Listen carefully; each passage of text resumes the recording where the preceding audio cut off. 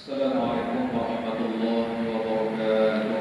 Waalaikumsalam warahmatullahi wabarakatuh. Bismillahirrahmanirrahim. Alhamdulillahirabbil alamin. Wassalatu wassalamu ala Rasulillah sallallahu alaihi wasallam wa ala alihi wa ashabihi ajma'in.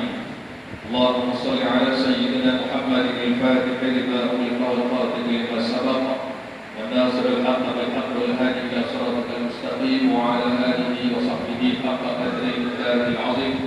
سبحانك لا علم لنا suci kau ya Allah, tidak ada ilmu bagi kami illa ma 'allamtana, melainkan apa yang telah kau ajarkan kepada kami.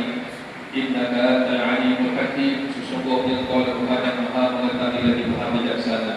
Rabbi shrah li sadri wa yassir li amri wahlul 'uqdatam min lisani yafqahu qawli, amma ba'd.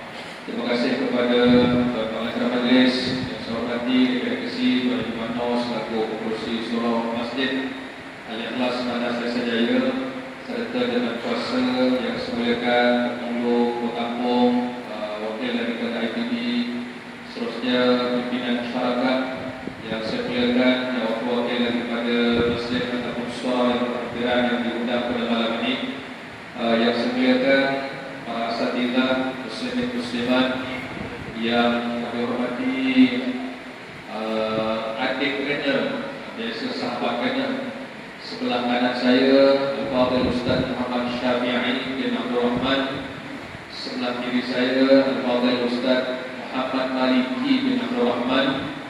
Seterusnya tuan-tuan muslimin muslimat, seterusnya anak-anak yang dirahmati Allah sekalian. Alhamdulillah, syukur kita dapat Allah Subhanahu wa taala.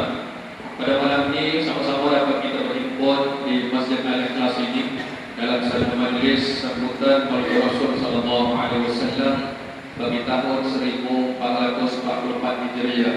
Mudah-mudahan majlis kita ini dirahmati Allah, kedatangan kita ke masjid pada malam ini dengan niat kita yang sangat baik, meraihkan dan memuliakan Nabi kita Muhammad sallallahu alaihi wasallam. Dengan niat-niat seumpama itu, moga-moga Allah menjadikan asbab kita semua ini di antara umat Nabi sallallahu alaihi wasallam yang bakal dipanggil oleh Nabi kelak di hari kiamat untuk menerima syafaat. Allahumma amin ya rabbal alamin. Tuan-tuan sekalian, pada malam ini kita buat dua musingan. Walaupun nama tak belakang nama saya sebagai moderator, tapi merangkap panel. Panel 1, sebelah kanan saya panel 2 dan panel 3 Muhammad Maliki. Asalnya yang ketiga Imam Muhammad Hambali, seorang lagi adik. Tapi oleh kerana Imam Hambali dipanggil oleh tabung haji untuk satu program pekta untuk pimpinan haji di tabung haji, kita gantilah seorang lagi, syukur ada 3 orang, seorang lagi ada 2 adiknya. Sebelah kanan saya Ustaz Maliki Ustaz Syafi'i, 2 tahun lebih muda daripada saya. Bukan saya lebih tua lah, kita sedap sangat semua. 2 tahun lebih muda daripada saya. Yang sebelah kiri ini 18 tahun lebih muda daripada saya. Tapi nampak ada kawan sebaya ke? Yang ini 2 tahun lebih muda, yang ini 18 tahun lebih muda. Saya yang sulung, yang ini nombor 3, yang ini nombor 9. Adik-adik 9 orang, 4 lelaki. Rezekinya ayah mak bagi nama Hanafi, Syafi'i, Hambali, Maliki. Tapi jangan risau, semuanya mazhab Syafi'i. Nama lagi Hanafi, Maliki. Jangan risau, ada di dua mazhab Syafi'i lah kita. Baik, tuan-tuan dan sekalian, sebagai mukadimah kita bicarakan hal Rasulullah sallallahu alaihi wasallam. Kita ambil ingatkan Allah. Mulakan bicara kita, barakah kita majlis ini dengan ayat Allah dalam surah Al-Anbiya. A'udzu billahi minasyaitonir rajim. Wa ma arsalnaka illa rahmatan lil alamin.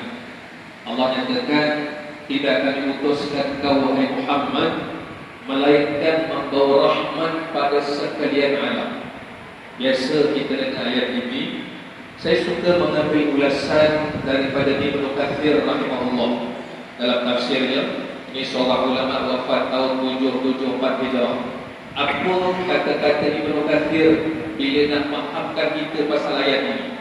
Aku tak utuskan kau wahai Muhammad melainkan membawa rahmat pada sekalian alam.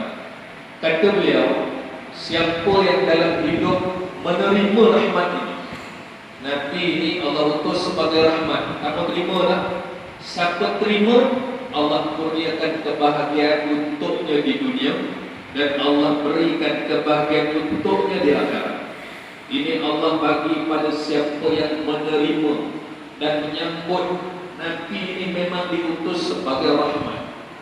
Imam Suyuti rahimahullah wafat 1911 Hijrah, makamnya di Mesir. Kata Imam Suyuti, dalam banyak-banyak majlis yang berkat dekat muka bumi ini, majlis Maulid Rasul sallallahu alaihi wasallam ini merupakan majlis yang sangat bermakna, sangat diberkati dan banyak keistimewaannya. Sehingga kata beliau, disunatkan majlis-majlis yang menghimpunkan yang namanya Maulid Rasul sallallahu alaihi wasallam, disunatkan bagi kita dibuat beberapa perkara. Pertama, disunatkan bagi kita doa banyak-banyak. Datang tadi maghrib, solat maghrib, datang tadi kita sembahyang isya, al-isya, nanti kita tutup lagi dengan doa. Kata Imam Suyuti, disunatkan doa banyak-banyak dalam majlis yang namanya Maulid Rasul. Yang kedua kata beliau, it'am ta'am, disunatkan untuk majlis Maulid Rasul ini beri orang makan.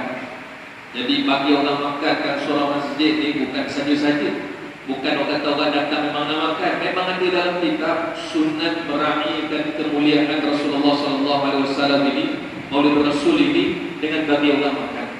Kerana apa? Sebab kita mengharapkan keberkatan dari Allah Subhanahu wa taala. Kerana itu sedang hadirin rahmat Allah sekalian, majlis umpamanya yang kita buat, majlis ini yang setiap tahun kita buat, dan alhamdulillah tahun ini rasanya Johor lebih meriah lah.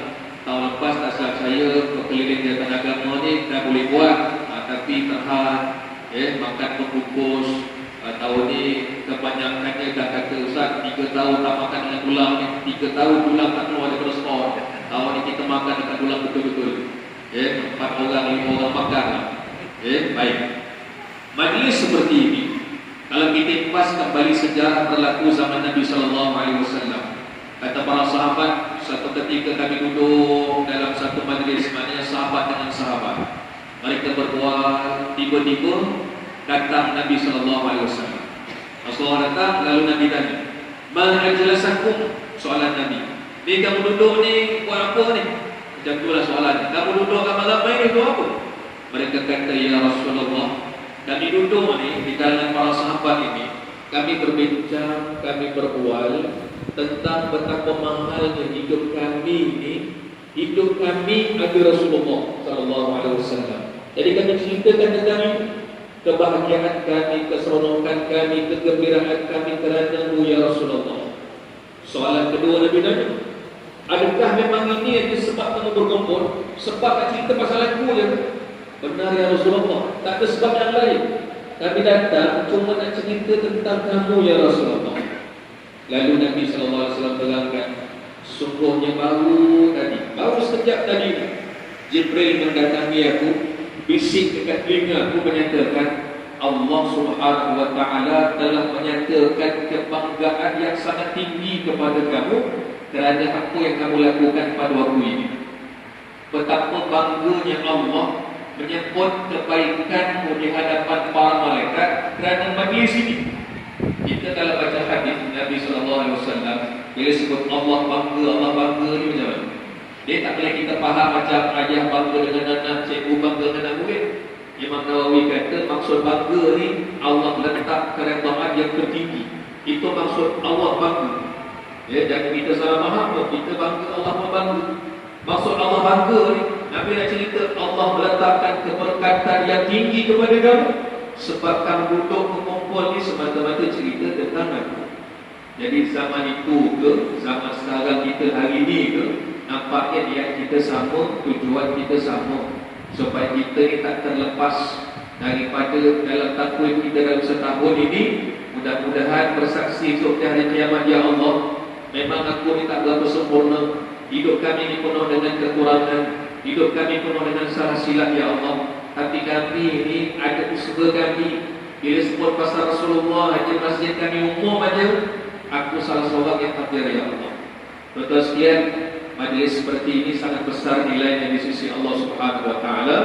Kerana itu kita nak mengambil peluang Seperti mana kata Imam Nawawi tadi kan, Imam Sayyuti tadi, perbanyakkan doa. Mudah-mudahan hadirin sekalian, yang tujuan kita datang ini sangat besar manfaatnya di sisi Allah Subhanahu wa taala. Betul dan Allah sekalian.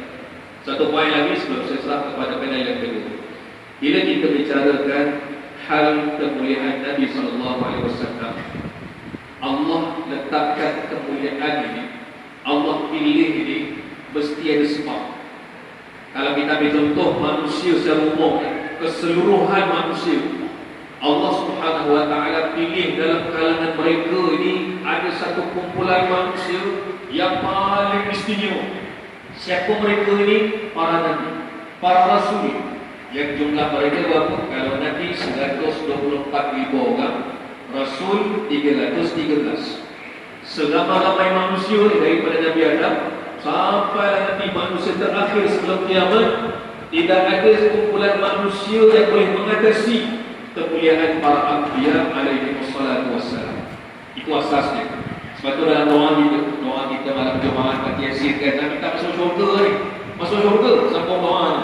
Ma'alladina an'amta alaihim. Lagi minan nabiyyin. Ya Allah, izinkan kami untuk masuk syurga bersama para nabi. Kenapa sebut nabi dulu? Sebab nabi ini martabat yang paling mulia di sisi Allah. Baik. Dalam nabi yang 124,000 itu 313 daripada yang rasul. Kemudian Allah sebut lagi, tilkar rusulu faddalna ba'dahum 'ala ba'd. Demikianlah kata Allah, ada rasul-rasul yang kami telah pilih dalam kalangan yang mulia itu, ada lagi yang lebih mulia.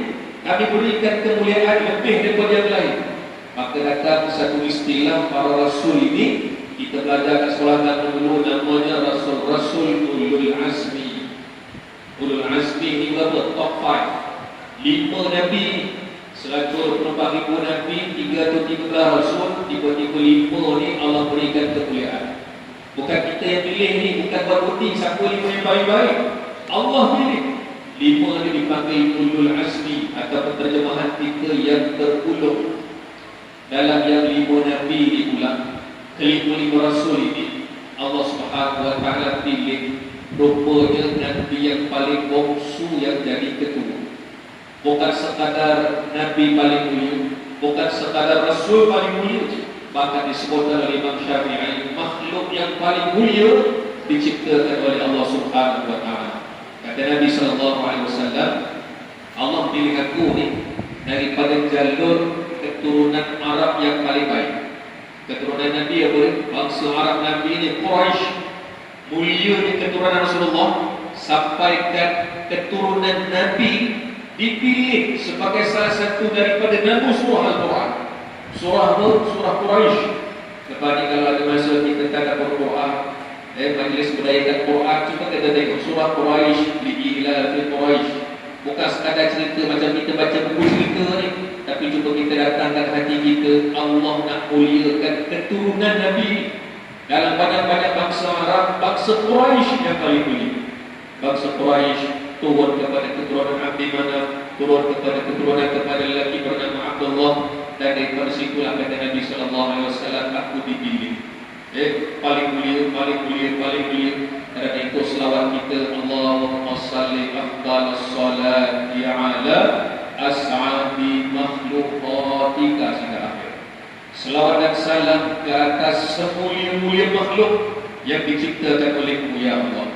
Antara itu sedang terus sekian, kegembiraan kita ni, kita nak gembira ni kerana Allah suruh kita gembira. Dalam hidup ni bukan boleh suka-suka, kita rasa nak ketawa, kita tahu nak gembira bila-bila masa. Tapi ada benda yang Allah suruh kita gembira. Allah kata, qul bi fadlillahi wa bi rahmatihi fa bidzalika falyafrahu huwa khairum mimma yajma'un. Katakanlah wahai Muhammad, dengan kelebihan-kelebihan yang dikurniakan oleh Allah ini. Kelebihan apa? Kita ni orang biasa je, tak boleh kerana Nabi kita jadi mulia. Nak buat apa? Falyafrahu, sila bergembira. Bergembiralah dengan maulid Rasul. Yang tadi bila kita dengarkan ada perarakan, tak kira apa pun majlis yang dalam itu ada berzanji, ke selawat, ke berharap, apa-apa yang kita nak meriahkan majlis ini, atas dasar menyambut arahan Allah kena bergembira. Dan kalau itulah yang berjaya kita buat, Allah kata apa? Huwa khairum mimma yajma'un. Dia lebih baik, yang kamu buat itu lebih baik daripada harta-harta yang kamu himpunkan. Jadi hadirin sekalian, itu sebagai qadimah kita pada malam ini. Jadi terus-terusnya kita persilakan ahli-ahli yang berhubung kepada Ustaz Muhammad Syafi'i untuk bicarakan hal-hal berkaitan dengan kemuliaan baginda Nabi sallallahu alaihi wasallam. Falyatafaddal mashkur.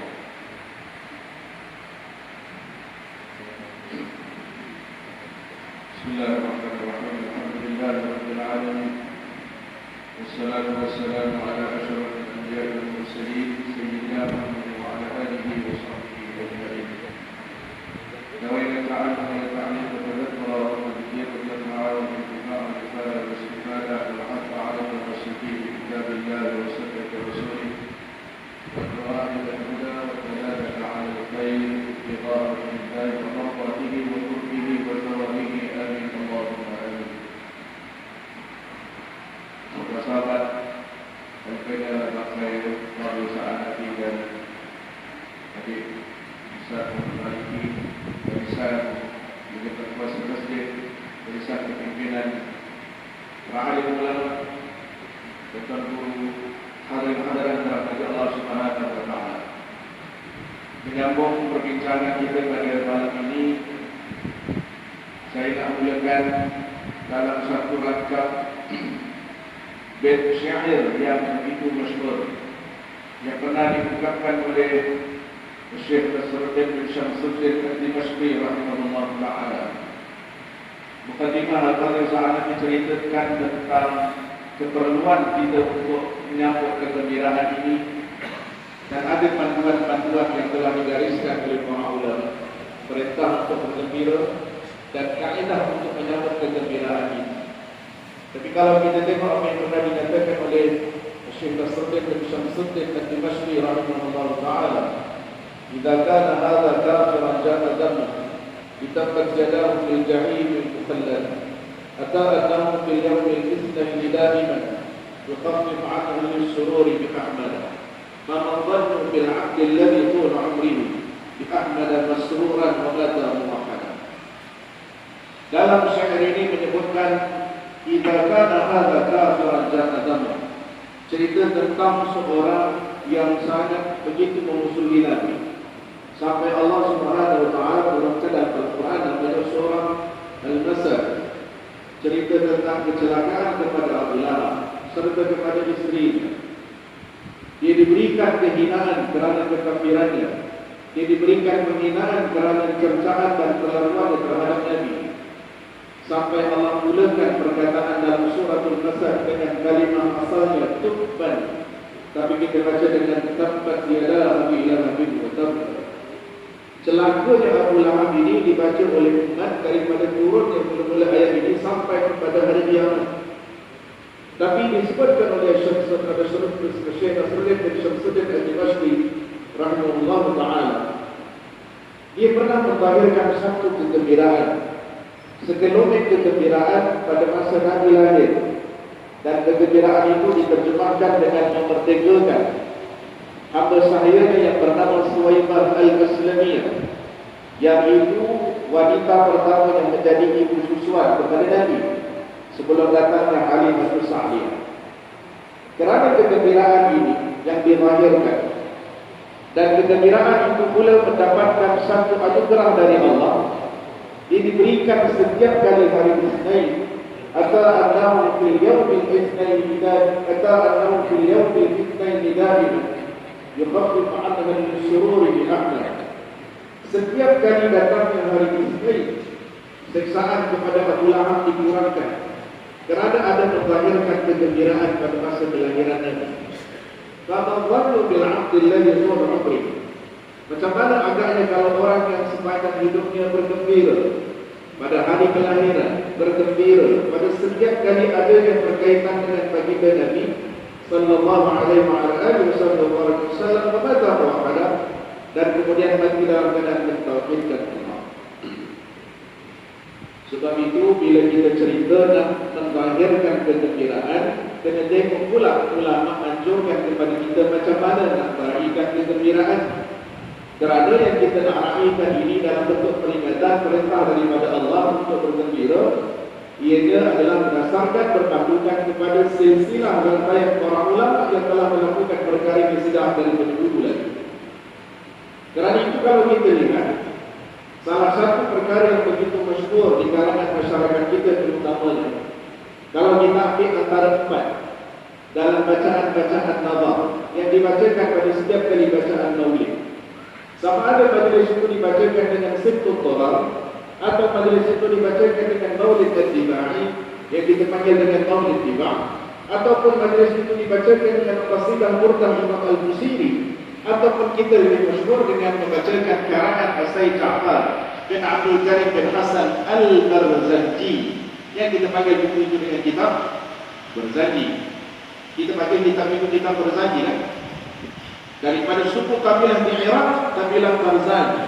Sayyid Ja'far bin Abdul Karim bin Hasan Al-Barzanji yang pernah menjadi mufti di Madinah mengarang nazam yang paling lengkap dan kemudian kita bacakan dalam bentuk rawi pertama, rawi kedua, rawi ketiga. Setiap kali kita baca rawi habis, kita akan baca ramai-ramai. Apa bacaannya? Allah Subhanahu wa taala mewangikan umur Nabi yang mulia.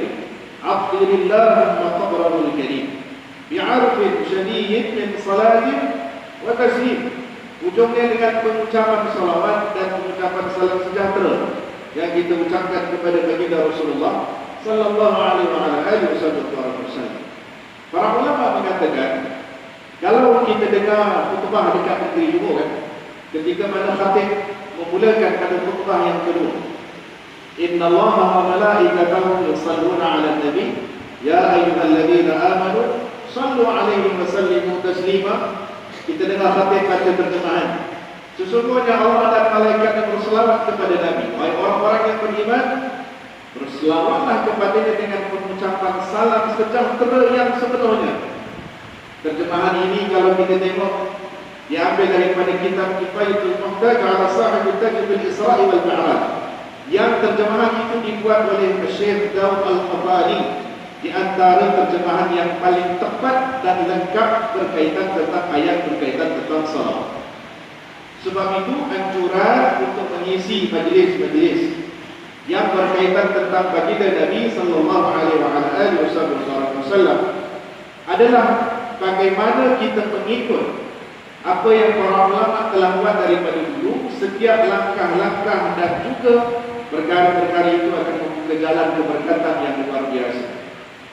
Nabi tadi Al-Fatihah Sa'ad Nabi sebut tentang 5 orang Nabi yang Allah angkat darjat mereka sampai ke peringkat ulul azmi.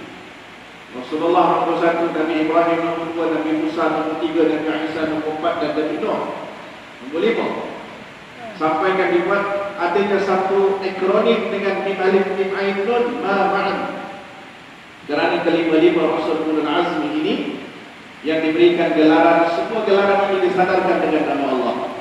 Tetapi Rasulullah berada pada kedudukan paling tinggi kerana Nabi mendapat gelaran sebagai Habibullah, Nabi Ibrahim mendapat gelaran sebagai Khalilullah, Nabi Musa mendapat gelaran sebagai Kalimullah, Nabi Isa mendapat gelaran sebagai Ruhullah, dan Nabi Nuh mendapat gelaran Najiyullah, yaitu Nabi yang diselamatkan oleh Allah pada masa berlakunya banjir besar di atas muka bumi.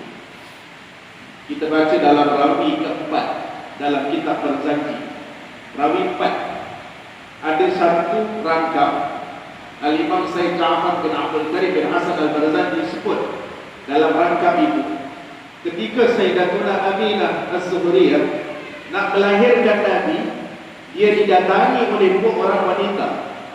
Siapa yang datang bertemu dengan Sayyidatuna Aminah? Pertama namanya Sayyidatuna Maryam, dan yang kedua adalah Sayyidatuna Asiyah. Sayyidatuna Maryam ada satu cerita yang istimewa. Allah sebut dalam Quran, dia tak pernah sentuh mana-mana lelaki, tetapi bila malaikat tiupkan roh atas perintah Allah ke dalam rahimnya, maka dia tak pernah berhubungan dengan mana-mana lelaki. Walam yamsasni bashar, tak pernah aku menyentuh mana-mana lelaki, tapi diizinkan oleh Allah untuk mengandung dan kemudian melahirkan anak dan juga merupakan seorang Nabi. Dia sebut pada Sayyidatina Aminah, aku diberikan oleh Allah satu proses kelahiran yang luar biasa, tetapi engkau melahirkan seorang insan yang luar biasa. Sayyidatina Asiyah juga memuji pada masa Sayyidatina Aminah ingin melahirkan baginda Nabi sallallahu alaihi wasallam. Disebut dalam rangka Maulid Tibai, fahtazza al-'arsy tarban wastibshara. Bergegarnya arsy dalam keadaan kemegahan makhluk yang paling besar ini bergegarnya pada masa kelahiran Nabi. Wasdada al-kursi haibatan wa waqar. Bertambah mulianya kursi, bukan kursi yang dari itu kursi. Kemuliaan kursi itu bertambah pada masa hari kelahiran Nabi. Wa tajjal malaikatu tamjidan wa tahlilan wa istirhara. Para malaikat menjadi riuh pada masa itu dengan pengucapan la ilaha illallah, dengan pengucapan astagfirullah, nak meraihkan menyambut kelahiran yang sangat agung ini. Sebab itu kata Sayyidina Hasan bin Sabit radhiyallahu ta'ala anhu, wa ajmalu min kalam talil nisa'u wa ahsanu min kalam taraqat ta'in wa ajmalu min kalam talil nisa'u khuliqta mubarra'an min kulli 'aibin ka'annaka qad khuliqta kama tasha'u.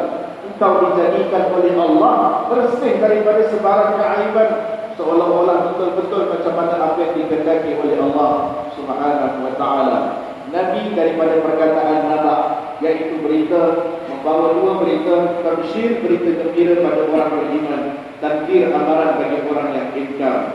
Tapi diangkat darjat oleh Allah menjadi Rasul, diberikan risalah. Diangkat lagi darjat oleh Allah sebagai penghulu kepada segala Rasul dan penghulu kepada segala makhluk, menjadikan Nabi berada pada kedudukan yang tersendiri. Saya tutup pusingan pertama ini dengan satu ungkapan yang pernah diungkapkan oleh Ahlul Adwah, orang-orang yang telah diberikan anugerah kemanisan iman oleh Allah. Mereka menyebutkan aradallah ayyakuna fadla hadzal nabi fadlan istiqlaliyan munfaridan laisa tabi'an li ahad. Allah Subhanahu wa ta'ala menghendaki segala kelebihan yang ada pada baginda Nabi sallallahu alaihi wasallam adalah merupakan kelebihan yang tersendiri, munfaridan laisa tabi'an li ahad, yang tidak diikuti oleh sesiapa pun. Jangan salah pilih idola dalam hidup. Jangan salah pilih orang yang kita nak ikut dalam hidup. Kalau kita salah pilih, besok hari akhirat kita akan dibangkitkan bersama dengan mereka. Kalau orang yang kita pilih itu adalah Rasulullah, maka bergembiralah di atas dunia dengan majlisnya dan bergembira dan di hari akhirat besok. Mudah-mudahan kita berada pada satu garisan, satu saf yang sama bersama dengan baginda Nabi sallallahu alaihi wasallam. Akan disambung seterusnya pembahasan oleh Al-Fadhil Ustaz Muhammad Ali bin Khalid Al-Fadhil. أعوذ بالله من الشيطان الرجيم. بسم الله الرحمن الرحيم. السلام عليكم ورحمة الله تعالى وبركاته. الحمد لله والصلاة والسلام على رسول الله وعلى آله وصحبه ومن والاه. الحمد لله الذي هدانا لهذا وما كنا لنهتدي لولا أن هدانا الله. أشهد أن لا إله إلا الله وأشهد أن محمدا عبده ورسوله. اللهم صل وسلم على سيدنا محمد وعلى آله وصحبه أجمعين. رضي بالله ربا وبالإسلام دينا وبمحمد نبيا صلى الله عليه وعلى آله وصحبه وبارك وسلم نبيا ورسولا. أما بعد. Dihormati Tuan Pengurusi Masjid Al-Ikhlas, Saf Barisan Kepimpinan Ahli Jatuh Kuasa, para asatidzah, para alim ulama, para pimpinan masyarakat, berbahagia Al-Fadhil, penelung saya yang digelarkan dengan panggilan besar yang agung, Al-Fadhil Ustaz Hanif Abdul Rahman, dan kepada Al-Fadhil Ustaz Syafi'i Haji Abdul Rahman dengan panggilan adik-adik panggilan muda. Muslimin muslimat, hadirin hadirat ibu ayah yang dirahmati oleh Allah Subhanahu wa taala dan sentiasa didoakan dalam redha Allah, mudah-mudahan insyaallah.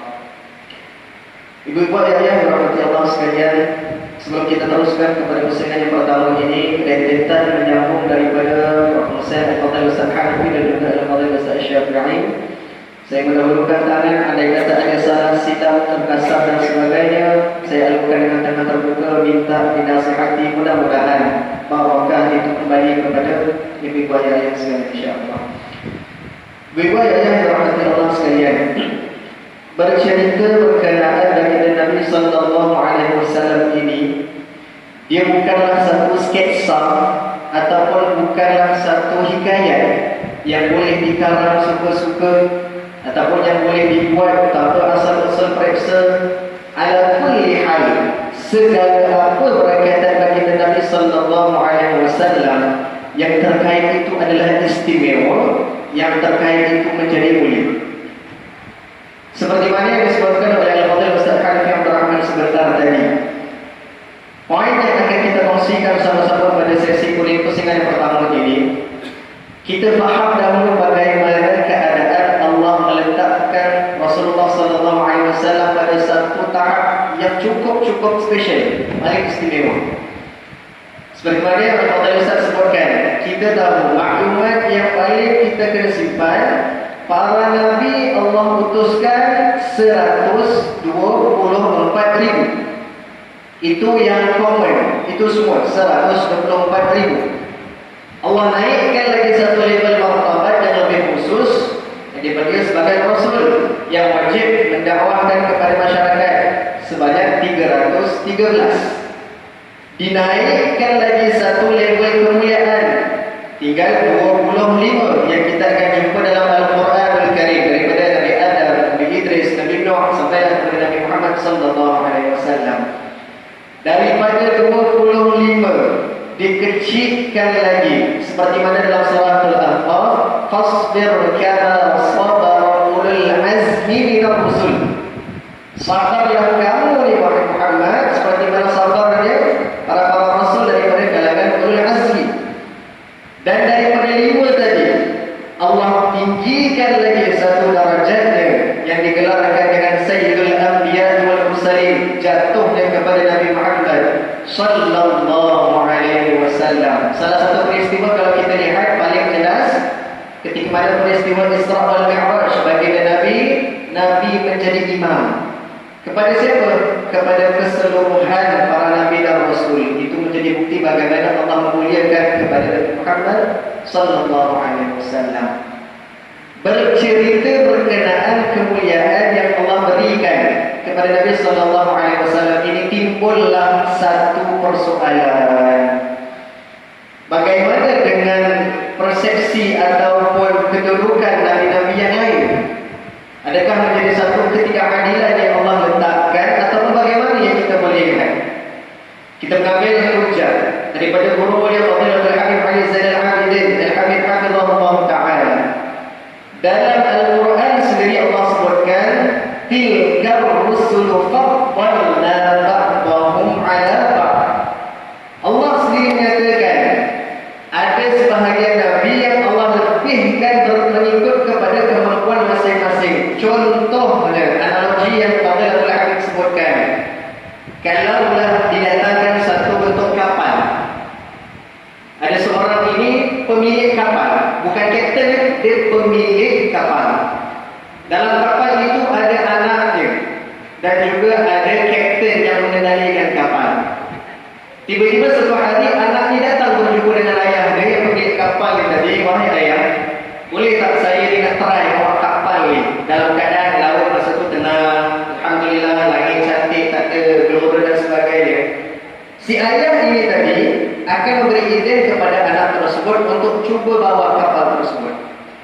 Sebaliknya, kalaulah didatangkan keadaan laut itu bergelora dengan guruh dan ributnya sebagainya, si ayah tadi akan menghalang anak tersebut untuk bawa kapal itu dan diberikan amanah kepada kapten kapal untuk mengendalikan kapal, seperti mana disebutkan oleh Fadil Al-Habib.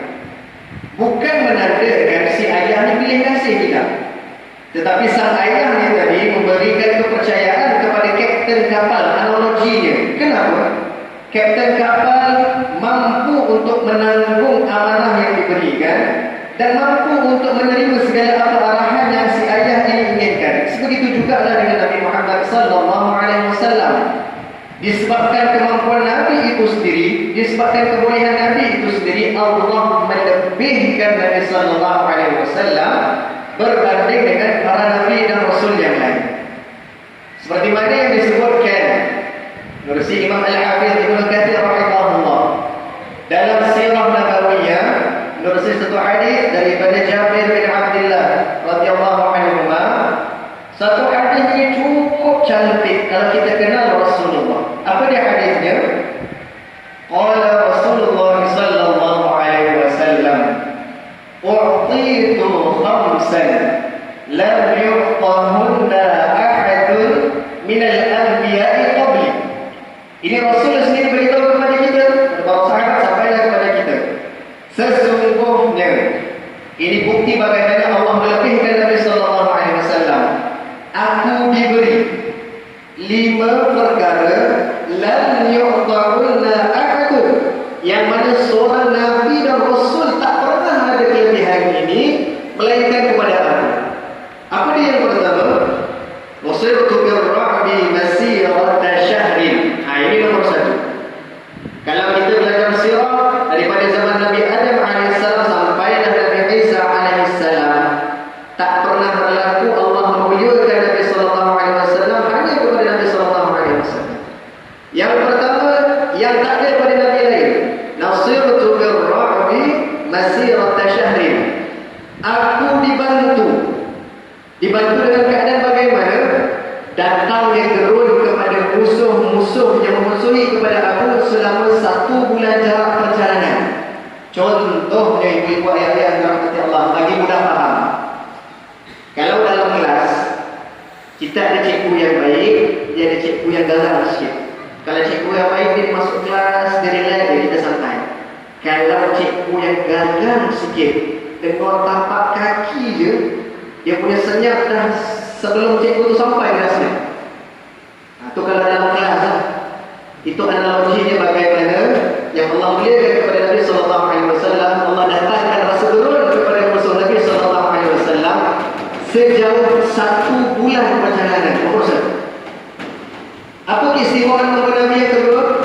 Dalam hadis ini Rasulullah sallallahu alaihi wasallam sendiri bagi tahu, wa ju'ila lisil ardh masjidan wa tahura, wa ayyuma rajulin min ummati adrakathu as-salat falyusalli. Nabi sallallahu alaihi wasallam beritahu dalam hadis ini, nabi lain tak ada, berlaku kepada Nabi sallallahu alaihi wasallam dan kita semua. Apa dia? Nomor 2, dijadikan bumi ini tempat sujud dan juga tempat untuk bersuci. Di mana sahaja kamu berada, masuk waktu solat, tunaikan solat. Kenapa? Dalam satu Musnad Ahmad, Imam Ahmad rahimahullah menyatakan, dulu syariat nabi-nabi terdahulu, kalau nak sembahyang, kalau nak buat ibadah, kena datang, mudah faham, kena datang masjid, kena datang surau, tak boleh sembahyang kat rumah. Bayangkan kalau dalam tahun 2022 macam ni, balik daripada Kuala Lumpur, sembahyang zuhur nak habis, kena start engine kereta pergi masjid dulu, tak boleh sembahyang kat rumah. Bayangkan kemuliaan yang Allah berikan kepada Nabi SAW. Hakikatnya kembali kepada kita semua. Baru. Seterusnya, apa keistimewaan Nabi SAW? Wa uhillat lil ghanaim. Nombor 3. Ada 5. Nombor 3 ni apa? Dihalalkan bagi Nabi SAW harta rampasan perang. Maksudnya apa? Kalau kita boleh faham yang ketiga ni, nabi-nabi terdahulu, rasul-rasul terdahulu, ada perang ke tidak? Ada. Contoh Nabi Daud, kalau kita baca kisah dalam Al-Quran, Talut dan Jalut, Goliath dan sebagainya. Nabi Sulaiman pun ada peperangan. Nabi-nabi terdahulu kalau perang, harta rampasan kena kumpul. Dah habis kumpul, kena bakar. Tak boleh ambil. Tapi berbeza dengan nomor 3, keistimewaan kepada Nabi SAW, harta rampasan perang boleh ambil. Wa uhillat, dihalalkan bagiku lil ghanaim, harta rampasan perang. Yang ketiga ni mungkin kita dengar biasa-biasa lagi. Masuk kepada yang keempat. Wa kana an-nabiyyu yub'atsu ila qaumihi khassatan wa bu'ithtu ila an-nas kaffatan.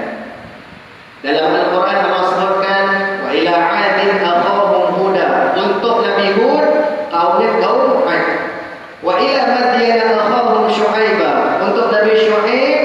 kaum Madian.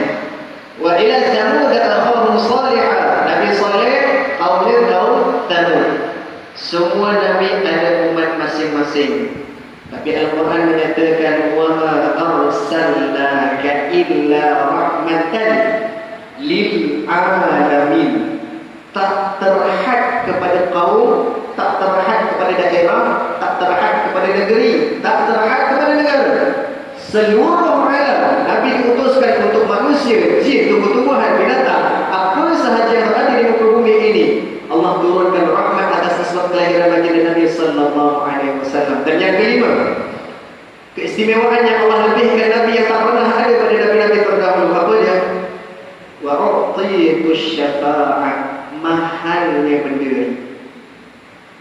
Pada Nabi dan Rasul terdahulu, Allah tak berikan keistimewaan ini ketika mana hari pembalasan kelak di mahsyar. Kalau berjumpa dengan Nabi Adam alaihissalam, Nabi Adam akan berkata, kenapa? Aku untuk diri aku, kamu untuk diri kamu. Berpindahlah kepada Nabi Ibrahim sebagainya, sampailah bertemu kepada Nabi sallallahu alaihi wasallam. Akan disampaikan syafaat kepada keseluruhan umatnya. Seperti mana dalam satu hadis riwayat Imam Ahmad, ada satu kisah berkenaan syafaat, kata bersyukurnya kita di umat Nabi sallallahu alaihi wasallam ini. Satu ketika Sayyidina Umar bin Al-Khattab radhiyallahu anhu bertemu dengan Nabi sallallahu alaihi wasallam bertanyakan berkenaan syafaat. Maka Rasulullah menjawab, "Ya, aku akan memberikan syafaat kepada umatku masuk syurga tanpa hisab." Kena faham, masuk syurga ada dua keadaan. Satu boleh timbang dulu, satu lagi tak perlu timbang. Kalau dapat syafaatul uzma daripada Nabi sallallahu alaihi wasallam, berapa ramai yang dapat? 70,000 orang. Sayyidina Umar tanya lagi kepada Rasulullah, "Ya Rasulullah, tak ke kamu minta lagi tambah daripada 70,000?" Nabi sallallahu alaihi wasallam menjawab, "Ya, aku minta lagi dan Allah tambahkan kepada aku 70,000 tadi. Setiap daripada 70,000 berhak tarik 70,000 orang lagi." Ditanyakan lagi, tambah lagi tak ya Rasulullah? Tambah. Yang tadi dah pecah ke bawah, pecah lagi satu, lagi 70,000 orang, setiap seorang masuk ke dalam syurga tanpa dihisab. 70,000 kali dengan 3. Itulah namanya syafaatul uzma. Sayyidina Umar tanya lagi, ada tak ya Rasulullah? Sampai situ sahaja yang Allah izinkan kepada aku. Sebagai penutup, pusingan yang pertama ini sudah dikembalikan kepada Radhiyallahu Anhu Abdul Rahman. Bukan kita lihat kepada keistimewaan baginda Nabi sallallahu alaihi wasallam semata-mata. Hadis ini bukan Nabi nak klaim aku hebat. Kamu kena orang nak tahu. Nabi sallallahu alaihi wasallam tak pernah ajar umat dan para sahabat untuk klaim Nabi kena macam tu tak. Kita lihat Nabi sallallahu alaihi wasallam special. Kalaulah rasa istimewanya itu tak dikembalikan kepada diri kita sebagai umat Muhammad sallallahu alaihi wasallam, alangkah mungkin bagaimana Nabi dah berusaha sedaya upaya untuk jadikan umat Muhammad sallallahu alaihi wasallam umat yang pertama akan dihisab di hadapan Allah Subhanahu wa taala. Sebarkan keseronokan maulid Nabi ini supaya dengan keseronokan itu tanda cinta kita kepada Nabi sallallahu alaihi wasallam. Saya serahkan semula kepada kita yang pertama dan kepada Ustaz Fatih Allahu a'lam. Bismillahirrahmanirrahim. Alhamdulillah wassalatu wassalamu ala Rasulillah wa man tabi'ahu wa wala. Kasih kepada daripada yang ketiga kepada Ustaz Muhammad Maliki.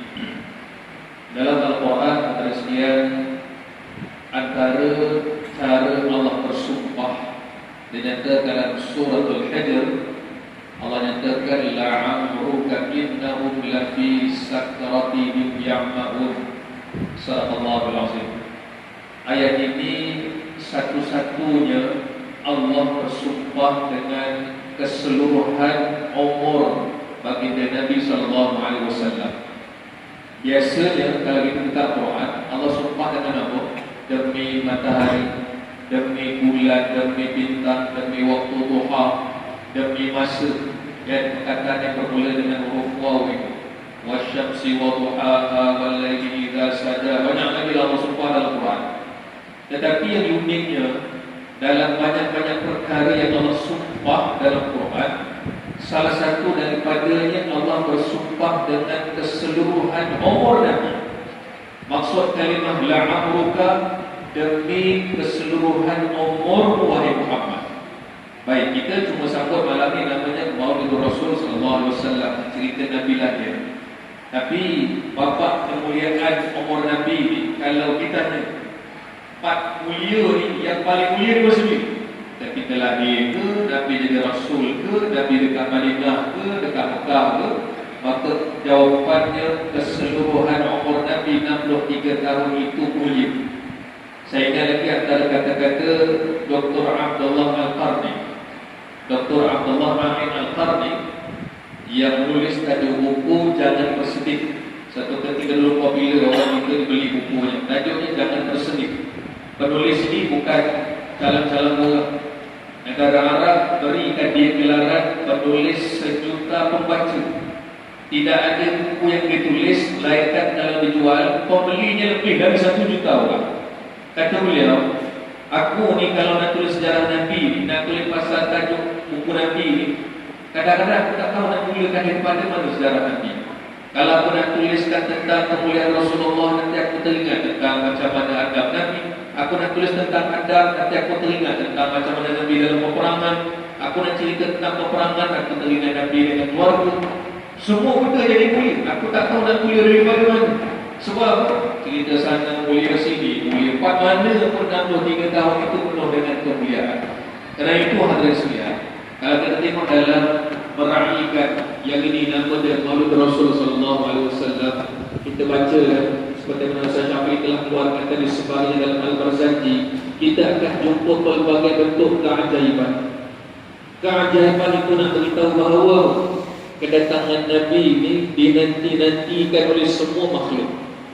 Sampai esok hari kiamat, kedatangan Nabi ataupun wujudan Nabi di padang mahsyar dinantikan oleh sekalian manusia untuk mengharapkan syafaat. Bahkan pula pergi lebih jauh lagi, Nabi kata dalam satu hadis, sesungguhnya para nabi diharapkan untuk masuk syurga terlebih dahulu sebelum aku masuk. Dan keseluruhan umat yang lain juga diharapkan untuk masuk syurga terlebih dahulu, melainkan setelah umat aku masuk dahulu. Nabi nak cerita, kalau dalam para nabi aku masuk dulu, dalam kalangan umat manusia, umat aku masuk syurga dahulu.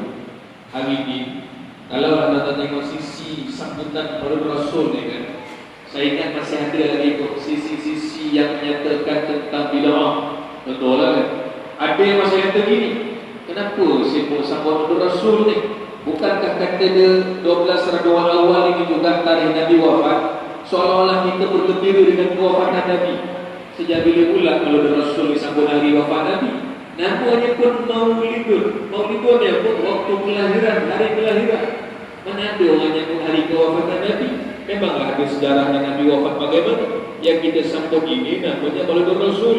Kalaulah dalil mereka kata kita ni bergembira dengan kewafatan Nabi, itu hujah yang dangkal daripada mereka. Kerana apa kita dah cerita daripada awal tadi, sesungguhnya kegembiraan yang kita zahirkan dari hati kita ini mencerminkan betapa kita dirasa apalah harga yang aku boleh buat untuk Rasulullah sallallahu alaihi wasallam. Tuan-tuan sekalian, para sahabat, generasi para sahabat ini, mereka bila duduk dengan Nabi, bila berbual-bual dengan Nabi, antara soalan yang mereka tanya begini, ya Rasulullah, manusia ni yang hidup kami dapat bersama dengan kamu ya Rasulullah.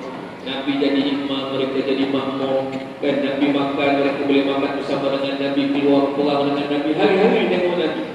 Soalan mereka ya Rasulullah, adakah kami dalam kalangan kami ini beruntung?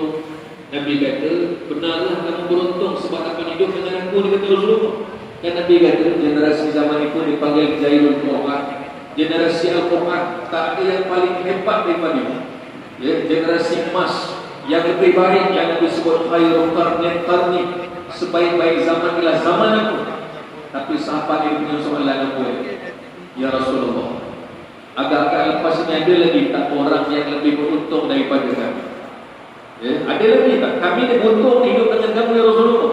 Ada tak nanti selepas daripada ini satu zaman yang lebih baik daripada kami? Alangkah terkejutnya para sahabat bila Nabi jawab, ada. Siapa pula ya Rasulullah? Siapa lebih beruntung daripada kami? Nabi kata, wa hum yu'minuna bi wa lam yarawni. Mereka ni orang yang datang selepas daripada aku wafat, Maknanya lepas pada wafat nanti mereka akan ada nanti generasi akan datang, namun mereka tetap beriman denganku dalam keadaan mereka tak pernah berjumpa dengan aku, tak pernah melihat aku, tapi boleh beriman. Kita baca hadis ni kan, ya Allah, moga-moga kami sebahagian daripada mereka. Tak pernah jumpa pun wajah Nabi macam mana, kehidupan Nabi macam mana. Kita cuma baca je. Sikit-sikit kita baca kitab Syama'il Muhammadiyah. Imam Tirmidzi kata, siapa yang nak bayangkan, nak cuba wujudkan seolah-olah Nabi SAW berada di rumahnya seolah-olah, maka bacalah hadis-hadis yang ada dalam kitab Syama'il Muhammadiyah. Dia punya detail kan, cerita tentang wajah Nabi, tentang muka Nabi, tentang baju Nabi, tentang makan minum Nabi. Sesungguhnya tuan-tuan sekalian, banyak perkara yang boleh kita buat untuk kita fikirkan macam mana nanti di hari kiamat kita ni di antara yang dipanggil oleh Nabi SAW. Kita dah tahu dah kemuliaan dan cerita tadi, kelahirannya, namanya, sebutannya, apa lagi sampaikan Allah sebut apa dalam Quran? Surah Al-Nashrah. Antara ayat Allah apa dia? Wa rafa'na laka dzikrak, dan kami telah angkat untukmu wahai Muhammad sebutan untukmu. Kami telah mengangkat untukmu sebutan nama. Baik, dalam tafsir kata Ibnu Katsir menceritakan maksud Allah angkat sebutan nama Nabi macam mana. Ayat 3 dalam surah Al-Nashrah itu maksudnya tidak akan ada orang yang menyebut nama Allah melainkan akan diiringi dengan nama Nabi SAW. Batu contoh dulu kalimah syahadat, asyhadu an la ilaha illallah wa asyhadu anna Muhammadar Rasulullah. Seiring sebut nama Allah ada tambah nama Nabi di belakang.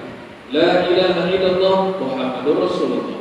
Ya, sama ada kita baca dalam syahadat kita dalam solat, ketika azan, ketika iqamah, tidak akan ada orang yang menyebut nama kata Allah melainkan menyebut nama Nabi SAW. Kerana itu, kalaulah hari ini ada suara-suara yang kata begini, kita ni kalau selawat lah kan, nak cerita puji Nabi ni, selawat juga, tapi jangan lupa zikir. Ayat Nabi itu dia kata zikir 100 kali lah, 1000 kali lah. Dia kata kita ni zikir pernah selawat juga, jangan lupa zikir. Dan berapa kali sangat kita selawat ni, macam seolah-olah selawat kita tak berzikir langsung. Cubalah kita baca dalam kitab, ulama kata apa? Sesungguhnya zikir itu terbahagi kepada beberapa bahagian. Kita zikir la ilaha illallah, zikir. Ingat Allah dalam hati, zikir.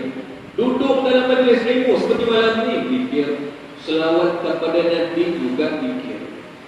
Ya, jadi kalau orang kata asal selawat kita zikir lah pula. Selawat itu zikir. Ya, selawat itu sebahagian daripada zikir. Dan kita tengok, kalau sebut kalimah yang dipanggil selawat, tidak ada kalimah selawat melainkan dimulakan dengan kalimah Allah. Mesti kita pun Allahumma baru sebut. Tak kira selawat tafrijiyah, selawat kamilah, selawat tib, selawat fatih, selawat nur, macam-macam kan, beribu jenis selawat. Maka selawat itu dimulakan dengan Allahumma salli ala sayyidina Muhammad, apa lagi doa-doa kita yang lain. Ketika ditanya oleh Imam Nawawi, kita dengan ambil sikit barakah Maulid Rasul sallallahu alaihi wasallam dengan selawat. Dinyatakan dalam kitab, soalannya bila. Tahulah selawat ni kelebihan itu, kelebihan ini. Bila nak selawat? Pertama disebutkan dalam kitab, bila-bila masa. Tak ada lentakan, bila-bila masa. Satu. Yang kedua, berselawatlah ketika disebut nama Nabi sallallahu alaihi wasallam. Pada ketika disebut nama Nabi, selawat. Yang ketiga, berselawatlah ketika tiba-tiba ingat Nabi. Ya, berselawatlah ketika tiba-tiba ingat Nabi. Yang duduk kat rumah, Allah bayangkan Rasulullah, Muhammad Rasul, contohnya itu kan. Teringat, selawat. Sebut nama Nabi, selawat. Bila-bila masuk, selawat. Yang keempat disebutkan pada bila kita ini mulakan ibadah yang kita dapat berkat daripada syariat Nabi SAW, maka sunat mendahulukan doa dengan selawat. Saya pernah sebutkan juga dalam kuliah kita sebelum ni kan, masuk masjid tu benda simple, Allahumma ftah li abwaab rahmatik. Sunat mendahulukan doa itu dengan selawat. Allahumma salli ala Muhammad, Allahumma ftah li abwaab rahmatik. Imam Nawawi kata itu sebahagian daripada tanda syukurnya kita hidup dekat dunia ini sebagai umat Nabi sallallahu alaihi wasallam. Dan jadi 4 benda ni tadi. Dan bila nak selawat, bila masa, bila nama Nabi disebut, bila kita ingat Nabi, dan bila kita buat amalan yang dipanggil syariat yang kita tahu benda itu datang daripada Nabi sallallahu alaihi wasallam. Kalau tak ada Nabi, tak adalah syariat tu. Yang hari ini kita buat, yang sembahyang 5 kali, puasa 30 hari Ramadan, semuanya kerana apa? Adanya syariat itu ada je baginda Nabi sallallahu alaihi wasallam. Kerana itu sedang jemaah yang berbahagia Allah sekalian, hidup kita ini, poin kita yang untuk pusingan yang kedua ini, bagi kita sebagai umat Rasulullah sallallahu alaihi wasallam, perkara yang perlu kita fikir dengan serius, macam mana supaya nanti di hari kiamat Nabi kenal kita. Dan soalan ini pernah ditanya oleh para sahabat, ya Rasulullah, kalaulah nanti semua manusia yang berhimpun di hari kiamat di padang mahsyar, boleh kenal umat kamu ya Rasulullah? Manusia ni kalau berhimpun kan, Masya Allah. Hari ini kalau contoh kumpulkan negara kita, satu Malaysia dia pun 55 juta. Mau satu Malaysia ni yang hidup hari ini, yang hidup 100 tahun dulu, yang hidup 1000 tahun dulu, itu baru negara kita. Satu dunia ni berkumpul. Hari ini dikatakan penduduk dunia ni hampir 7 bilion, 7,000 juta hari ini. Yang meninggal semalam, yang meninggal kemarin, yang meninggal tahun lepas, yang meninggal 1000 tahun lepas. Agak-agak kalau dihimpunkan semua nanti kat padang mahsyar macam mana? Kita ni dekat barisan yang bahagian mana? Soalan sahabat, kenal ke ya Rasulullah yang kumpul ni umat kamu ya Rasulullah? Nabi jawab soalan ini dengan soalan. Sahabat terus sekalian aku nak tanya, kalaulah dalam sekumpulan kuda yang berwarna putih, tiba-tiba ada seekor kuda warna hitam kat tengah-tengah kuda warna putih tu, kamu boleh kenal? Mestilah ya Rasulullah, mesti kami nampak. Warnanya warna yang kontra semua. Kumpulan kuda warna putih, tiba-tiba ada seekor warna hitam, mesti kami nampak. Nabi nak cerita apa? Betapa mudahnya aku nak kenal umat aku esok di hari kiamat. Senang saja. Seperti mana kamu kata senang nak bezakan kuda putih dengan kuda hitam. Macam mana ya Rasulullah? Nabi jawab, kesan daripada cahaya wuduk yang diambil ketika kita nak sembahyang baca Quran. Jadi wuduk ni, betul sekali wuduk ni benda yang sangat mahal ni. Bukan sekadar kita kata wuduk nak sembahyang ni. Ambil perkataan wuduk pun daripada perkataan qawmun qad waw hamzah. Qawmun mana dia? Cahaya.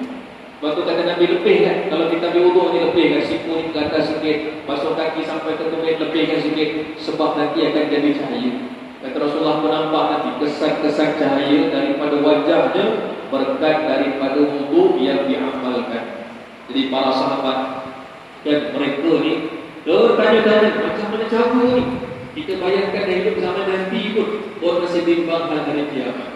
Sebab tu mereka ni kalau meraihkan dan kita meraihkan kemuliaan Nabi SAW, mereka pun ada nasyid, mereka pun ada syair juga.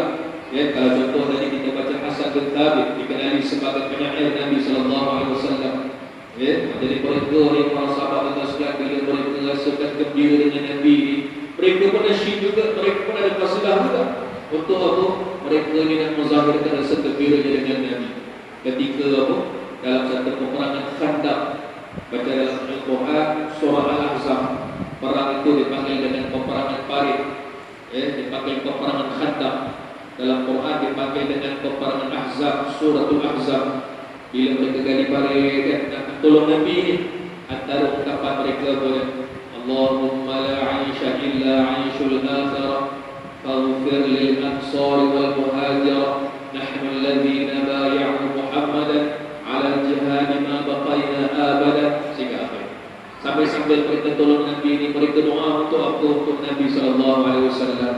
Nahnu alladhina bay'u Muhammadan, ya Allah kami ini taat setia, janji setia kami dengan Muhammad SAW. Dizahirkan macam tu. 'Ala al-jihad ma baqayna abada, kami dah berjanji ya Allah untuk kami berjihad buat selama-lamanya dengan Nabi SAW. Sebab itu tuan-tuan sekalian, hari ini memang tak ada cara lain untuk kita nak hayati sungguh-sungguh, nak hadam sungguh-sungguh cinta Nabi ini, melainkan dengan cara kita refresh balik kembali kepada sejarah perjuangan para sahabat radhiyallahu anhum ajma'in. Sebab mereka ni insan ataupun golongan yang paling istimewa. Hidup mereka berkat didikan, tunjuk ajar dan juga bimbingan secara langsung daripada Nabi sallallahu alaihi wasallam. Moga-moga kita mendapat manfaat daripada kehidupan orang-orang yang soleh sebelum daripada zaman kita, mendapat manfaat daripada kehidupan para sahabat sampai kepada junjungan mulia Nabi Muhammad sallallahu alaihi wasallam. Sekarang itu untuk pesanan yang kedua, kita teruskan pada undangan yang seterusnya disampaikan oleh Fadil Ustaz Muhammad Syafi'i. Falyatafaddal mashkura. Bismillah, alhamdulillah, wassalatu wassalamu ala rasulillah wa ala alihi wa sahbihi wa man tabi'ahum bi ihsan. Menyambung apa yang disebutkan oleh Mari Sahabat berkaitan tentang menghubungkan diri kita dengan baginda Nabi sallallahu alaihi wasallam. Salah satu wasilah yang berkaitan dengan selawat. Saya nak bawa satu kisah Al-Imam Muhammad bin Sulaiman Al-Jazuli rahimahullah ta'ala. Beliau ini berasal daripada Maghribi, mengarang satu kitab salawat namanya kitab Dalailul Khairat. Kitab ini dulu di zaman kerajaan Turki Utsmaniyah, setiap masjid mewajibkan dua kitab kena ada dalam masjid.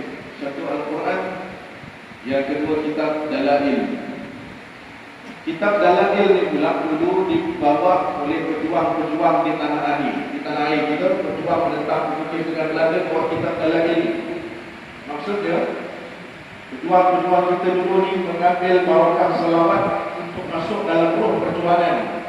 Sampailah kalau kita tengok mencapai kepada kemerdekaan. Kita pergi dekat masjid dekat Saiful Jaya. Ada satu masjid namanya Masjid Raja Haji Fisabilillah. Siapa Raja Haji Fisabilillah ni? Salah seorang pejuang dalam rentetan pejuang di tanah air kita. Bila dia mati terbunuh, Allah jumpa dua perkara. Tangan kanan ada Quran, tangan kirinya ada kitab Dalail.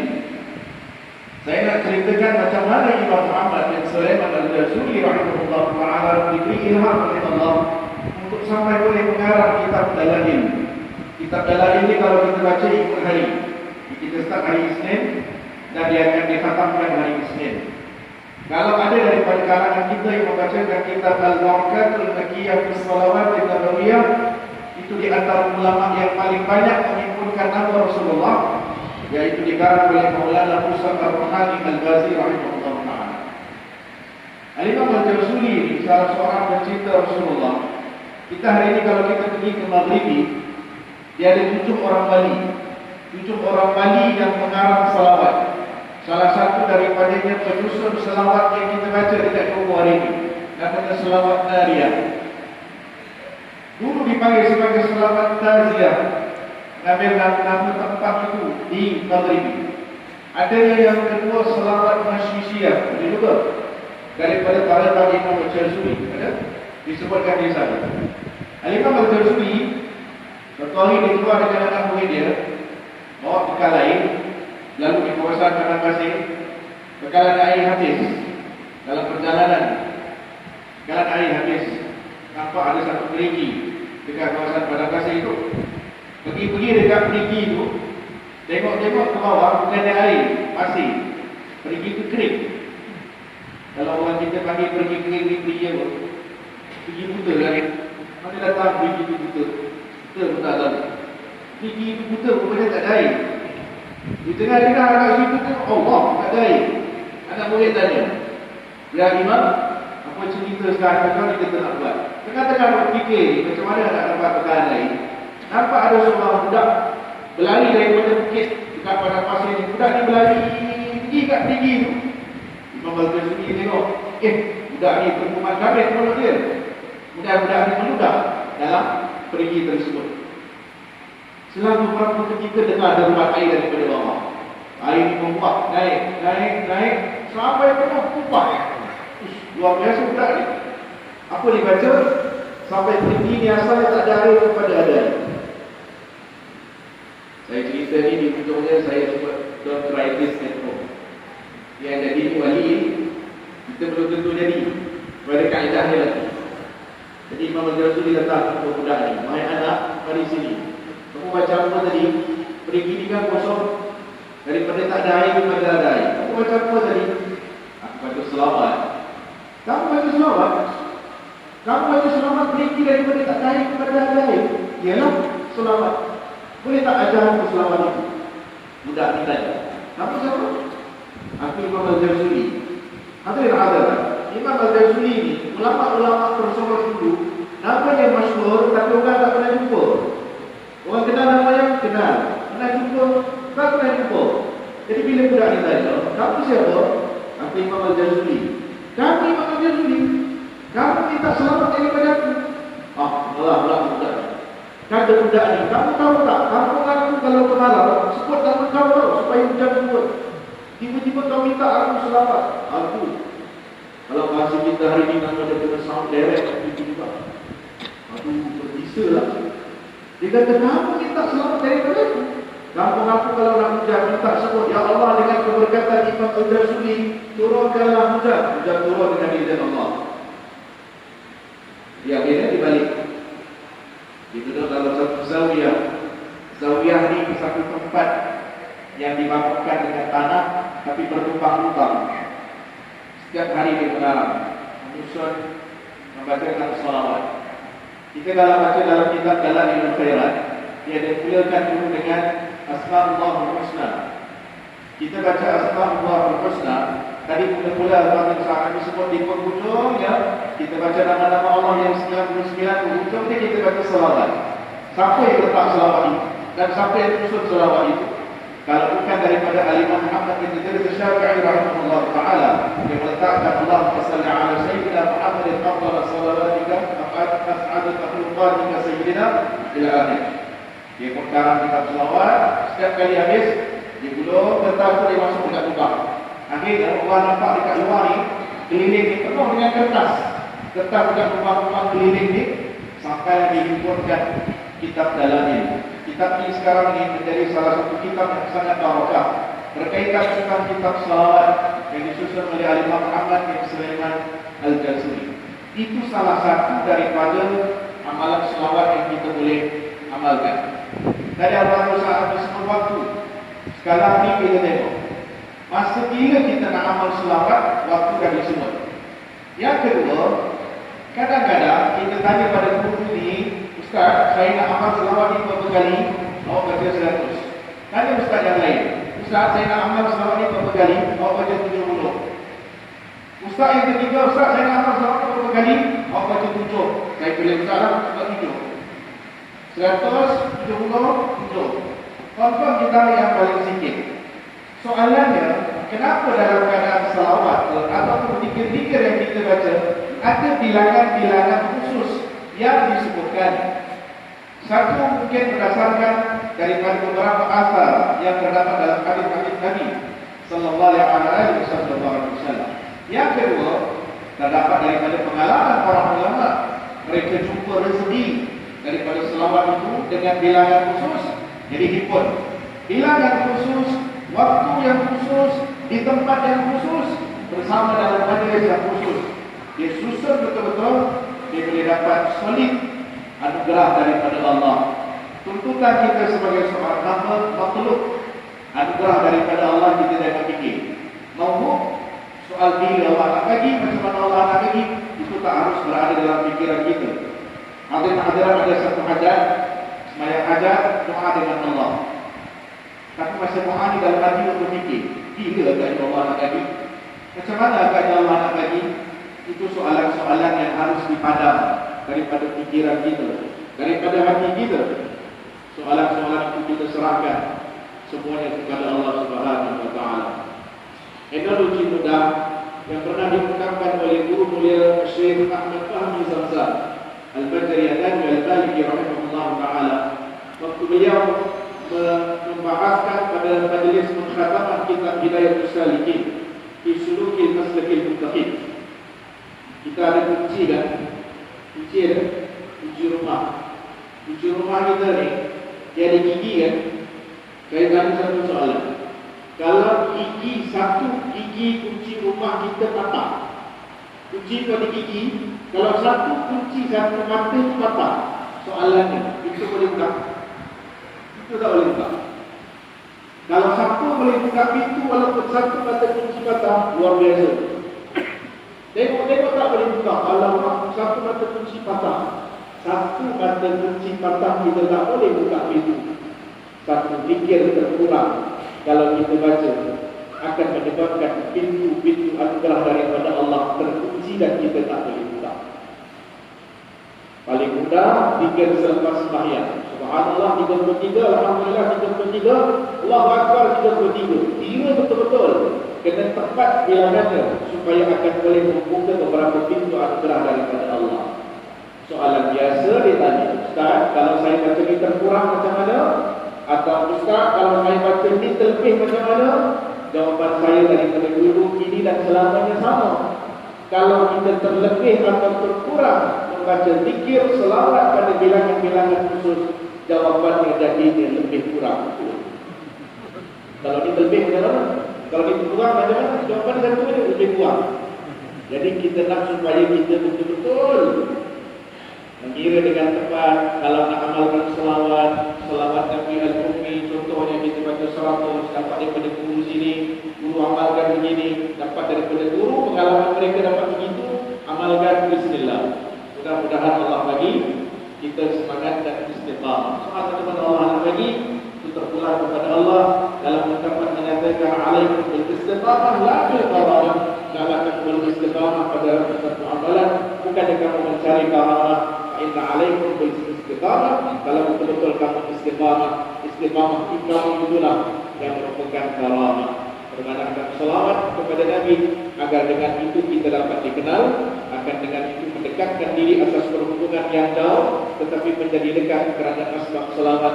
Semoga kita dikumpulkan bersama dengan para salihin dan semoga kita bersama-sama dengan baginda Rasulullah sallallahu alaihi wa ala alihi wasallam. Wallahu ta'ala a'lam bis-shawab. Kita sampai dikirakan yang terakhir. Bismillahirrahmanirrahim. Ala sayyidina Muhammad abdika wa rasulika nabiyil ummi wa ala alihi wa sahbihi wa sallam taslima. Ibu yang semuanya bersama dirahmati Allah dan senantiasa doakan kepada Allah Subhanahu wa taala pada Ustaz Afi dan kepada Ustaz Syafi'i. Dalam pusingan yang kedua mengangkat pusingan terakhir dalam sambutan hari kegembiraan kita menyambut hari kelahiran agung baginda Nabi sallallahu alaihi wasallam. Saya ambil sedikit kupasan daripada Al-Fadhil Ustaz Hanafi dan juga sedikit kupasan daripada Al-Fadhil Ustaz Syafi'i. Mudah katanya, kita kalau sambut hari jadi, orang bagi hadiah, kita ambil itu uang, kita ambil. Samalah kaedah seperti mana yang dibahaskan oleh Al-Fadhil Ustaz Syafi'i tadi. Juga semua oleh Al-Fadhil Ustaz Hanafi, ada selawat nariyah, selawat syifa, ada selawat selawat hajat, selawat umi, begitu banyak selawat. Yang disebutkan oleh Fadilatul Habib Ahmad bin Muhammad Al-Habsyi. Tahun sekarang ni 2022 ni, dia bukan zaman nak kira boleh sobat maulid ke tidak, boleh selawat ni ke tidak, nak ambil selawat mana ke macam mana ke, dia bukan zamannya dah. 2022 1444 Hijriah ini adalah zaman kamu tukang makan. Jangan sesekali bulan-bulan nak jadi tukang masak. Mudah kata begitu. Para ulama terdahulu seperti contoh yang Ustaz Syafi'i sebutkan tadi, Imam Ghazali dah sediakan dalam khairat selawat sekian, ada selawat Ibrahimiyah, ada selawat dalam kitab Al-Zaji dan sebagainya. Mampu ke persoalan yang kita nak buat macam ulama-ulama terdahulu? Takkan mampu. Dengan hidayah yang Allah beri kepada para ulama ini, keadaan kita nak buat selawat-selawat tersebut takkan sampai kepada para ulama. Sebab itu sedar diri yang kita ni tukang makan, bukan tukang masak. Seperti itu juga dalam masa yang kedua ini akan kita kongsikan bersama-sama. Dah jadi tukang makan, ambillah perkara-perkara yang dapat sedapkan makanan kita. Apa dia? Kenalilah Rasulullah sallallahu alaihi wasallam. Ambil kutip satu demi satu, dan salah satu cara kita nak kenal Nabi, ada satu perkara yang seronok kalau dibahaskan. Lagi-lagi kalau ada cikgu-cikgu sekolah agama di hari sini budak-budak suka dengan benda-benda macam ni. Apa dia? Dalam keadaan kita menceritakan perihal Nabi, ada satu lagi perkara yang istimewa. Mukjizat Nabi sallallahu alaihi wasallam. Kita kutip sikit. Jadikan sedap pada makanan itu tadi. Kita sedia maklum ibu-ibu ayah yang dirahmati Allah sekalian. Kalau sebuah mukjizat ini perkara yang luar biasa, jauh daripada normal pikiran akal manusia. Salah satunya yang kita boleh dapat adalah kitab Al-Quran Al-Karim. Yang Allah sebut, Allah akan jaga sampai hari kiamat nanti. Al-Quran mukjizat mutlak, tak ada perbezaan, memang itu mukjizat nomor satu. Itu kalau bakat panjang. Kita cuba tengok mukjizat lain kepada yang Allah turunkan Nabi sallallahu alaihi wasallam. Apa dia? Salah satu mukjizat yang menarik adalah bagaimana Allah letakkan nomor 2 rankingnya mukjizat Nabi ini adalah ketika peristiwa Isra wal Mi'raj Nabi Muhammad sallallahu alaihi wasallam.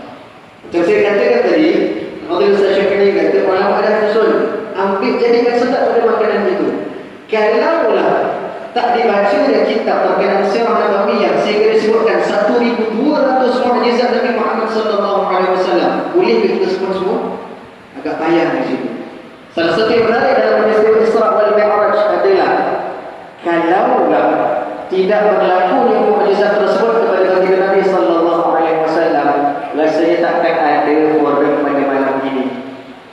Tak tertanggung rasanya kalau kita nak salat 50 waktu sehari semalam. Lagi-lagi kalau ibu-ibu ayah-ayah yang Allah uji sedikit, lututnya tak boleh terdiri lama sangat. Cukuplah ambil contoh salat tarawih. Berapa? 20 rakaat, 1 witir 23. Imam baca panjang, insya-Allah esok sampai solat komplit. Imam tak memahami jemaah. Itu baru 23. Bagaimana mukjizat yang Allah berikan kepada Nabi sallallahu alaihi wasallam kalaulah tak sebab perkara dialog Nabi dengan Nabi Musa alaihissalam itu naik atas turun bawah, naik atas turun bawah daripada 50 sampailah jadi 5. Kalau kita tak bersyukur atas sebab usaha Nabi sallallahu alaihi wasallam itu cukup memalukan kepada diri umat Muhammad sallallahu alaihi wasallam. Dan kalau kita tak tengok peristiwa Isra wal Mi'raj itu betul-betul, kita biasa baca dalam tahiyat akhir kita, Allahumma salli ala sayyidina Muhammad wa ala ali sayyidina wa maulana Muhammad kama sallaita ala sayyidina Ibrahim wa ala ali sayyidina Ibrahim barik ala sayyidina Muhammad wa ala ali sayyidina wa maulana Muhammad kama barakta ala sayyidina Ibrahim wa ala ali sayyidina Ibrahim fil alamin innaka Hamidum Majid. Surah Ibrahimiyah. Kalaulah tak dijadikan sedap pada makanan itu tadi, kadang-kadang kita ni buat sebab belajar di sekolah agama, ambil kelas fardu ain dan sebagainya.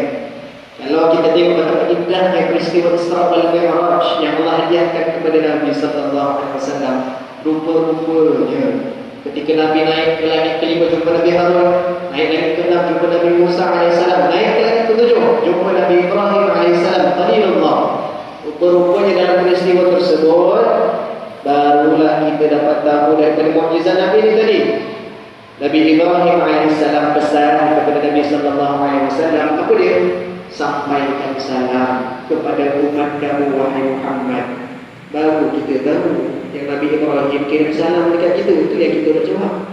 Sebab itu Allah muliakan pada ayat akhir. Contoh mukjizat lain yang kedua yang boleh kita dapat untuk menyedapkan makanan rohani kita ini, mukjizat yang menarik untuk kita kongsikan pada malam ini. Rasulullah sallallahu alaihi wasallam seorang nabi dan rasul yang boleh beramal masa depan. Dia bukan macam tukang tilik, yang tilik-tilikkan. Rasulullah diwahyukan oleh Allah Subhanahu wa taala hal ehwal umat akhir zaman yang akan datang. Contoh dalam satu hadis riwayat Al-Hakim, Nabi beritahu kepada sahabat, sayusibu ummati da'ul umami. Nabi beritahu bila 1400 tahun yang lepas. Apa dia? Nanti umat aku, siapa kita, akan ditimpa penyakit umat terdahulu. Salah satu dalam hadis Nabi sallallahu alaihi wasallam ada 6, al-asharru al-baqaru at-takathur at-tanajush fi dunya at-tahasub hatta yakuna al-baghi wa at-tabaghur. 6 perkara yang Nabi sebut 1400 tahun yang lepas. Kalau kita tengok semuanya ada. suka bermewah-mewah, suka sangat terseronok, sanggup tipu-menipu dalam hal urusan keduniaan, hasad menghasad sampai zalim menzalimi. Nabi SAW dah sebut 1400 tahun yang lepas berlaku. Allah bertontonkan kepada kita bagaimana Nabi sebut keadaan Sungai Furat yang menghubungkan 3 negara, Turki, Syria, Iraq, akan surut tanda dan menghampiri kepada akhir zaman. Berlaku ke tidak berlaku? Kalau ibu ayah dirahmati Allah buka di YouTube Sungai Euphrates ataupun Sungai Furat, dan timbul beberapa kota yang dakwaan yang mengatakan kota Mesopotamia. Siapa yang sebut? Nabi SAW dah sebut. Tasir Qadariyah, Sungai Galilei pun dah berlaku. Sebab itu dalam sebuah hadis ini Nabi SAW beritahu kepada para sahabat sampai kepada kita melalui para alim ulama, umat Islam takkan jatuh dalam lubang yang sama 2 kali. Apa kaitan dengan hadis tadi? Rasulullah dah bagi satu ibaratnya perlembagaan. Akan berlaku penyakit sekian-sekian. Sungai Furat ni akan munculnya satu benang emas. Akan berperang manusia 99 mati, satu sahaja yang berjaya. Janganlah sampai kita terjatuh dalam salah satu yang Nabi SAW sebutkan itu. Itu tentu termasuk dalam mukjizat Nabi SAW. Akhir kata, pusingan yang kedua ini sudah dikembalikan kepada Al-Fadhil Ustaz Hanafi. Kita melihat balik bagaimana Allah memuliakan Rasulullah SAW. Segala apa yang seperti mana Al-Fadhil Ustaz Hanafi sebutkan, banyak perkara. Baru nak belajar yang ini, kita teringat 4 Nabi yang dikelak. Baru nak belajar Nabi senyum, teringat bagaimana wajah Nabi seindah rembulan. Baru nak belajar tengok cara Nabi bergurau, tengok bagaimana cara Nabi bersabar. Apa sahaja yang melibatkan kepada Nabi SAW menjadi mulia.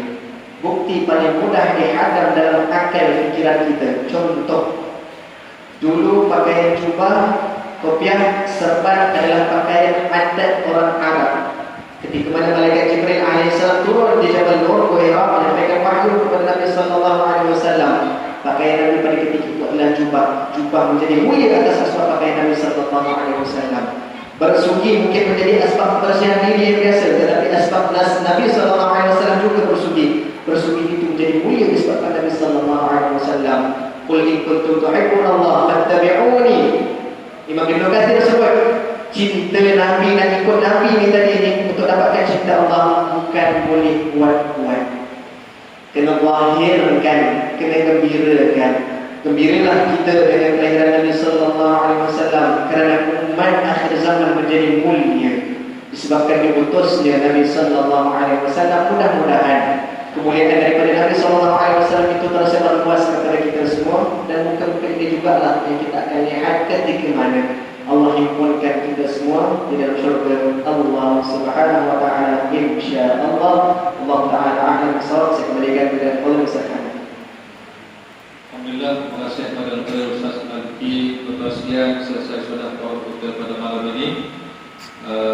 Sebelum kita baca doa penutup, jom sama-sama kita berselawat. Nama selawat ini selawat Nur 3 kali. Saya baca dulu sekali, nanti tuan-tuan boleh ikut. Kita baca 3 kali dan insyaAllah kita tutup kita dengan doa. Sallallahu rabbuna ala nuril mubin Ahmad al-Mustafa sayyidil mursalin